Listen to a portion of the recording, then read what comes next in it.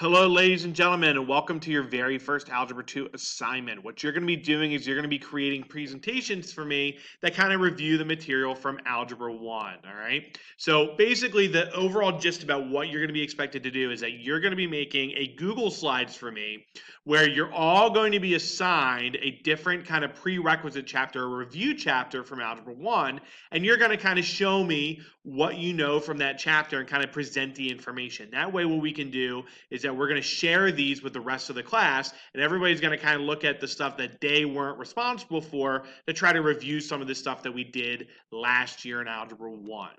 Now, your presentations are going to kind of be presentations in name only. You're not going to be required to video yourself talking about them. You're not going to be required to talk about them in front of the room. What you're going to be doing instead is you're going to be sharing these presentations, and then I'm going to pick the ones I like the best from each category, and we're going to use those to kind of review as a group here and look at and kind of take away some information about Algebra 1 and kind of remember what we did, all right? So as I said before, you're going to be assigned one of these 5 chapters. So you're either going to be given P1, which is the real numbers and their properties, P2, which is exponents and radicals, P3, which is polynomials and special products, P4, which is factoring polynomials, and then chapter 1.2, which is linear equations in one variable. These are all chapters that are in your Algebra 2 book you should have received. So if you go and look for P1, P2, P3, P4, and 1.2, it should say exactly what's listed there, and you should be able to go in and see all the content within that chapter, okay? So if you go to that spot in the book, it'll basically tell you this is the information that you need to present on, okay? In fact, what's even nice about your textbook is it'll kind of have almost like headers about each of the important areas. Just make sure that you cover all that information. As you'll see later as I go through, that's going to be part of what you're graded on, is that you actually cover everything that's in there, okay? Now, in terms of what you're going to need to be able to do, you're going to have 2 days to make this presentation, okay? So you have 2 days to go through and prepare and create this Google Slides you're going to be presenting, all right? Now, these are the things that you're going to make sure that must be part of your presentation. Number 1, all material from the chapter must be covered. So when you have your Google Slides finished, I should be able to go through and see all the important points from each of your sections that you have. You're going to see that over the next couple days. So this is going to be due on Fridays when I want this. But over today and tomorrow, I'm going to kind of have check-ins where you can kind of come in and you're going to kind of say, okay, this is the stuff I'm covering, and I can come back and say, hey, that's good or that's bad. So you look out for those sections. It'll be in your kind of conclusions each day. You're going to tell me what you're including today, and then tomorrow you'll be telling me, okay, here's where I'm at, here's what I need help with. So make sure that you're doing those check-ins so that I know that you're keeping up with what's going to be there. But all the material from the chapter must be covered. You must make sure that you have it all. If you're missing something, you will lose some points. The next thing is that in addition to this Google slide, as part of what you're creating, I also want you to create an additional resource that students can then use to practice whatever your content is. Think of it as either creating a worksheet or a Kahoot are usually the 2 things that people will make. But if you want to be more creative than that and come up with something else, I'm cool with that, all right? If you do plan on making a Kahoot, what I would ask is that you link it into your Google slide so it's easily be able to reach it when somebody wants to go ahead and use it, all right? So link it, just make like a last slide that says, here's a Kahoot for you to practice. What that resource should be is basically practice problems on whatever your content is. So if, for example, you did the properties, you should have a couple of questions about like, hey, what property is this? If, you know, the sort of review that like your teachers would give you to go over those sort of examples and those things that we're talking about, all right? So that's the resource you need to have created. It says on here the day before you present. On Friday is when I want that, okay? When you're submitting your project, I also want that review source on that Friday as well. That's all going to be submitted together.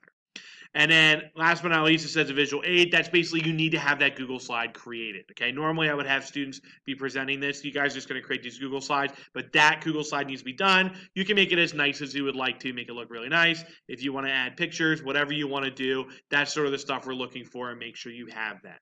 In terms of what you're going to be graded on, this is going to be a 30-point assignment, almost basically a test grade that you're going to have right here off the bat.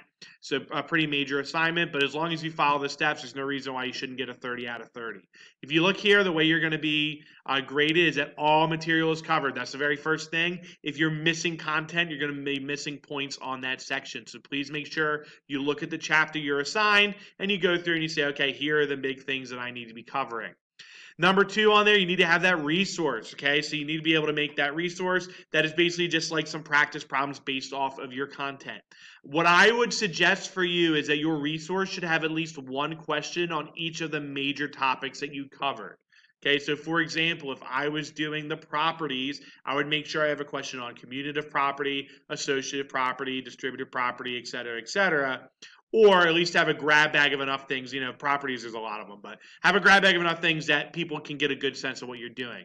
If you're doing solving linear equations and the only thing you have are two-step equations and you have like 4 of them, that's not going to get you full points for your resource. It needs to be follow the full breadth of the content that you are including in your presentation, all right? And last but not least, your visual aid, so the actual Google slides you're turning into me, make sure that it looks nice, make sure I can follow it pretty easily, make sure that you have everything in there and that you have everything kind of figured out as you're going through. I want to show you guys an example from last year so that you have an idea about what I am looking for. So this one was made on factoring polynomials. Okay, and you can see, so they have factoring polynomials. Here they have polynomials with common factors and how you would take those out, so GCFs. Then they went into factoring special polynomial forms. And you'll see, look, they have the definitions and then they have examples, and the examples are worked out. Okay, I want the examples to be fully worked out. Normally, I would say when we do these presentations, you could work them out for everybody to kind of teach them what's going on. But for you guys, I want your presentations to have fully worked out examples. So you should show me, okay, yeah, I took out this GCF. Here's what it looks like factored. I took out this GCF. Here's what it looks like factored. Okay. Oh, look, here we do trinomials, binomial factors. Here's an example, and here it is fully worked out. Okay. It should be as if you are teaching the rest of the class how to do that content, so that if I was somebody sitting here who maybe didn't remember something from Algebra 1, hey, I really don't remember how to factor binomials.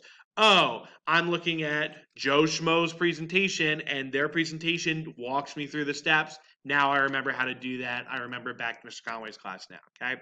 So that's what we're looking for. That's kind of what I'm expecting for this presentation.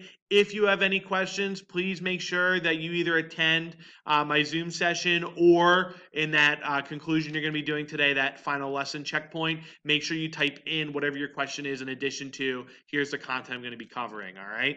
So thank you guys for watching, and I hope you have a great time getting this presentation started.